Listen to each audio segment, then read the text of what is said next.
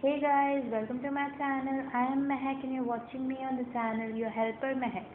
So as you know कि हमारी physics की जो सीरीज चल रही हैं and we are on the chapter unit 2 kinematics, जिसका हमारे पास फर्स्ट पार्ट चल रहा है यूनिट फॉर मोशन। एक वीडियो में इस पे बना चुकी हूँ जिसमें मैंने थोड़े से टॉपिक्स हैं वो कवर किए थे इस पार्ट के।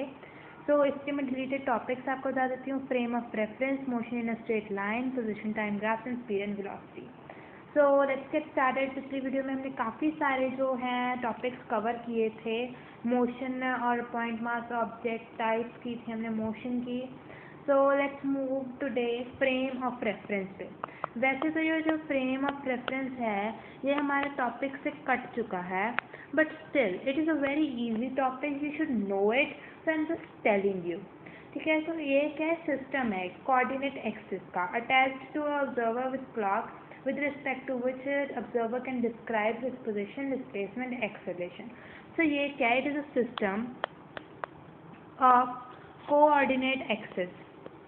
Coordinate axis. ठीक है, इसमें हम क्या है कि जो ये सिस्टम है, ये किसके साथ अटैच्ड है? ये अटैच्ड है ऑब्जर्वर के साथ विद अ क्लॉक। ये जो सिस्टम है कि ऑब्जर्वर मतलब जो देख रहा है उसके साथ अटैच है जिसके पास एक क्लॉक है। ठीक है, so clock with respect to which observer can describe. So clock के साथ साथ वो उसके विद रिस्पेक्ट टू हमें क्या बता सकता है?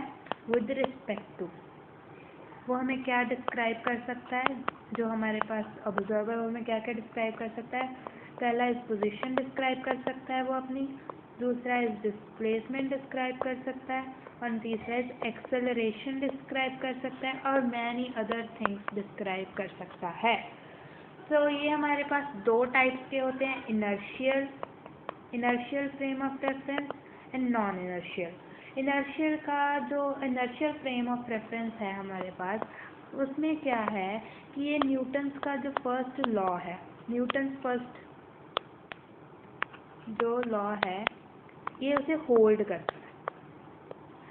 It is just a difference type. जो नॉन इनर्शियल है, non inertial frame of reference है, वो doesn't hold the first law of Newton first law of motion. Clear?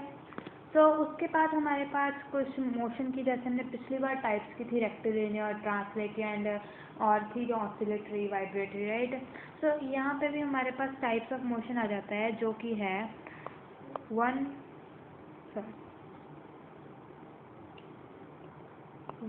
Dimensional motion. One dimensional motion इसमें क्या है कि हमारे पास सिर्फ एक ही एक्सिस प्रेजेंट होती है, only one axis is present.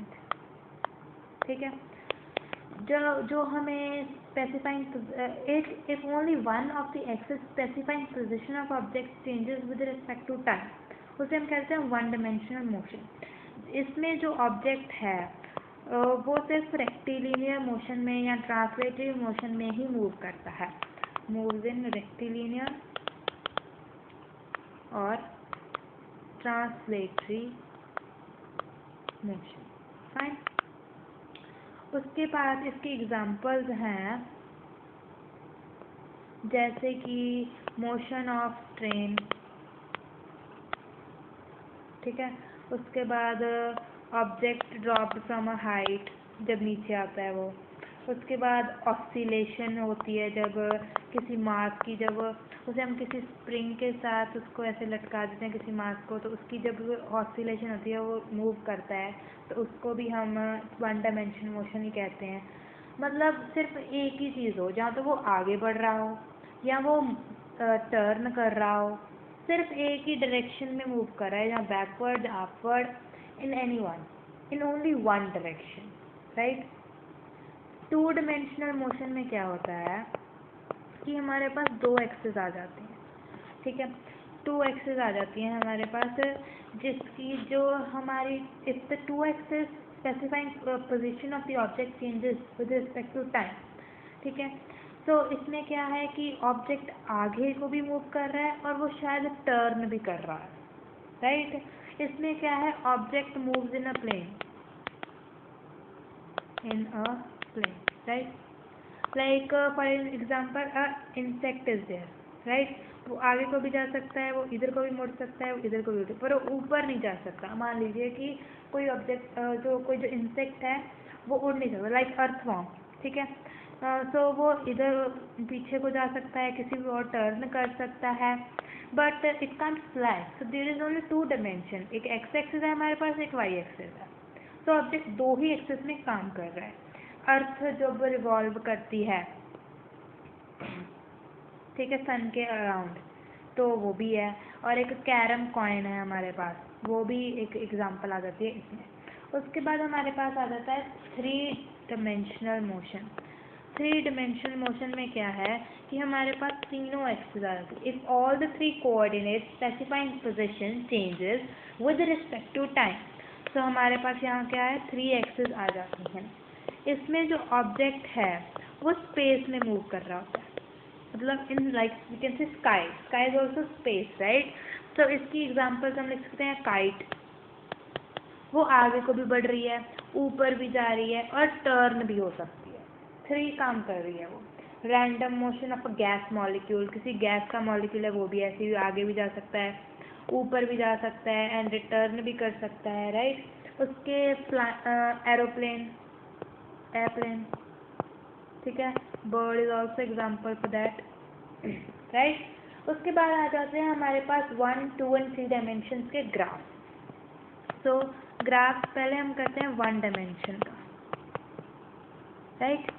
So 1 dimension का क्या है कि हमारे पास सिर्फ एक ही एक्सिस है, एक्स ले लीजिए चाहे वाई ले लीजिए, कोई यहाँ तक पी पॉइंट तक मूव किया और ये उसकी आ गई एक्स डिस्प्लेसमेंट, राइट। वैसे ही वाई एक्सिस में होगा, रिप्रेजेंट तो भी हम ऐसे ही करेंगे, चाहे यहाँ पे एक्स लिख लीजिए चाहे यहाँ पे वाई लिख लीजिए।